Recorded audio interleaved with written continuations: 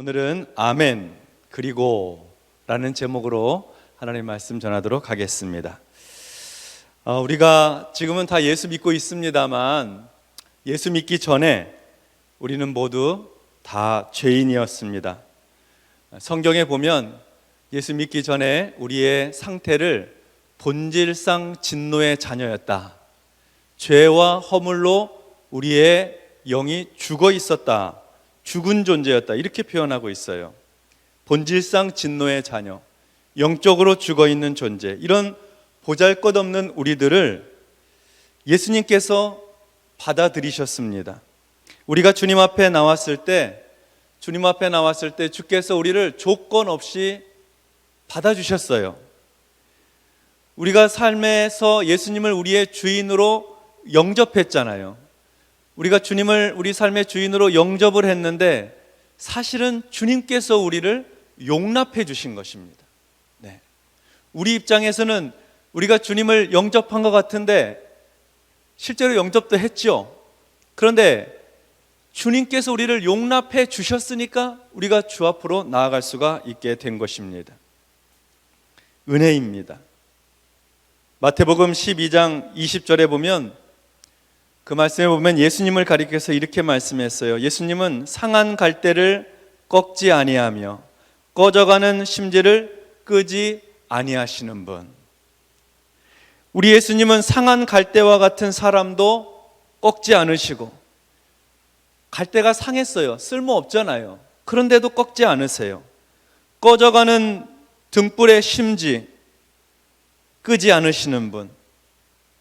더럽고 추한 사람도 용납하시고 연약하고 부족한 사람도 받아주시는 분이세요. 그분이 우리 주님이십니다. 그래서 우리는 모두 예수님께 용납받은, 예수님께 받아들여진, 용납된 사람들입니다. 그래서 우리의 신앙 언어는 아멘이에요. 아멘, 예입니다. 주님의 말씀을 아멘하고 받습니다. 다른 연약한 지체에 대해서 예하고 받아요. 내가 용납받았기 때문에, 나 같은 죄인, 본질상 진노의 자녀여 영적으로 죄와 허물로 죽어있는 내가 주님께 용납되어졌기 때문에 우리는 다른 연약한 지체를 받아들이고 용납하는 것입니다. 고린도후서는 이 사실을 우리에게 상기시켜주고 있습니다.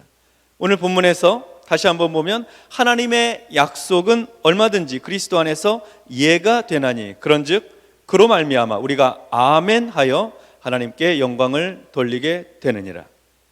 세바적 성경으로 보면 의미가 더욱 선명해지는데요, 하나님의 모든 약속은 그리스도 안에서 예가 됩니다. 그러므로 그리스도로 말미암아 우리는 아멘 하면서 하나님께 영광을 돌리는 것입니다.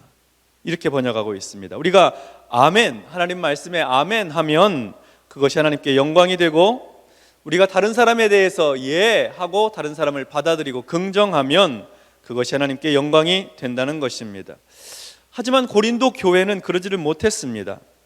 자신들은 하나님께 용납되었음에도 불구하고 다른 사람들을 받아들이지를 못했어요. 서로 편을 가르고 팔을 나누었습니다.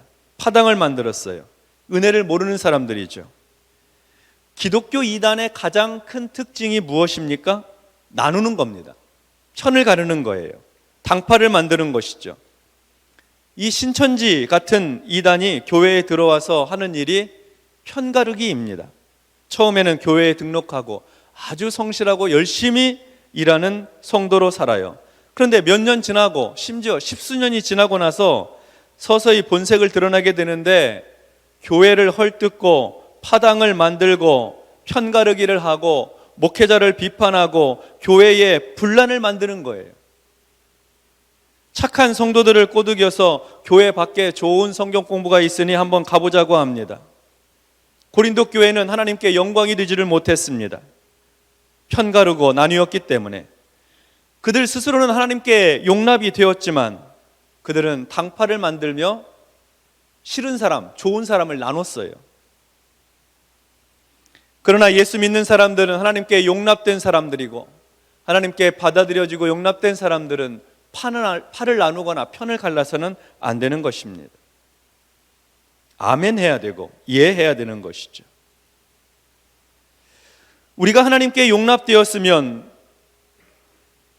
우리도 교회가 하나가 되고 성도들이 하나가 되도록 힘써야 합니다.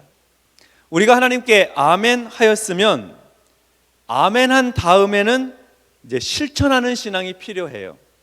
아멘 해놓고 그냥 가만히 있으면 안 됩니다. 다른 사람을 용납하고 하나님 말씀을 따라 순종하는 믿음으로 이어져야죠. 실천하는 신앙생활이 우리의 삶을 변화시키는 것입니다. 축복이 되도록 변화시키는 것이죠.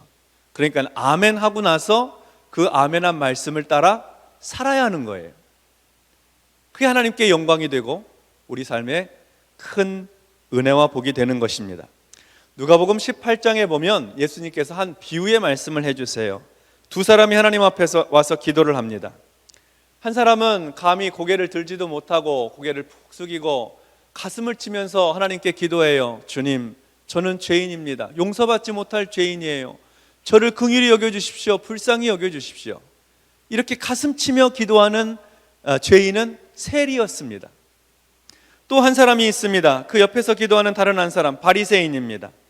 그는 하늘을 우러러서 똑바로 하늘을 쳐다보며 멋있게 두 손을 들고 하늘을 향해 기도해요. 하나님 감사합니다. 나는 다른 사람들 곧 토색, 불의, 간음을 하는 자들과 같지 아니하고 이 세리와도 같지 아니함을 감사하나이다. 나는 일주일에 2번씩 금식을 하고 내 소득의 11조를 드리나이다. 예수님은 하나님께서 바리새인의 기도가 아니라 가슴 치며 애통한 세리의 기도를 들으셨다고 하셨습니다. 세리가 의롭다 하심을 받고 돌아갔다고 했어요. 겸손히 고개를 숙이고 자신의 죄를 고백하며 하나님 앞에 탄식하며 기도하는 세리의 기도, 그 진실한 기도를 들으셨다는 것이죠. 저는 이 성경의 이 부분을 읽다가 그런 상상을 해보았습니다. 성경에는 없는 내용이에요. 제 상상이에요. 자, 이렇게 세리가 하나님께 용납받는 기도를 드렸습니다. 하나님의 은혜가 그에게 임하였습니다. 그러면 이 세리는 그 다음에 어떻게 해야 됩니까? 하나님 앞에 탄식하며 자백했던 죄를 버려야죠. 이 죄 짓지 말아야 됩니다.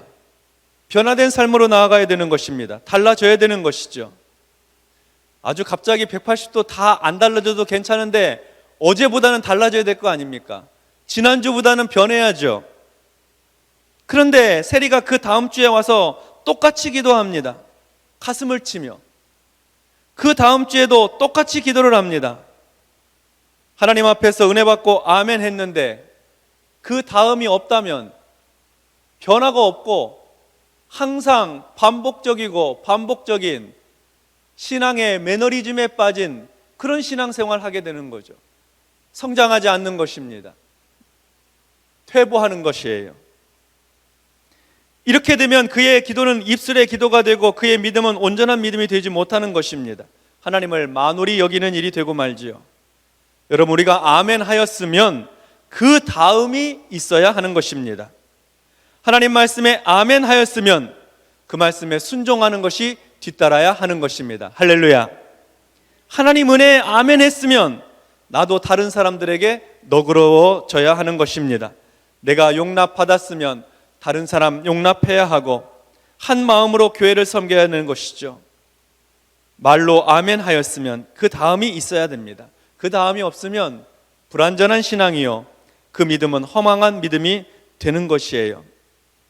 성도 여러분, 우리가 죄 많은 사람이고 허물과 죄로 죽었던 우리임에도 불구하고 하나님께서 우리를 용납해 주시고 죄를 용서해 주시며 하나님의 자녀로 삼아 주셨으니 우리가 하나님 앞에 아멘하고 이어서 거룩한 성도의 삶으로 날마다 새로워지고, 지난주와 이번 주가 다르고 지난달과 이번 달에 달라서 영적으로 더욱 성장하고 변화되는 거룩한 종들이 되어야 할 줄로 믿습니다. 아멘. 그리고 난 다음에는 하나님의 거룩한 성도로 주님 닮아가는 저와 여러분이 되시기를 주님의 이름으로 축원합니다.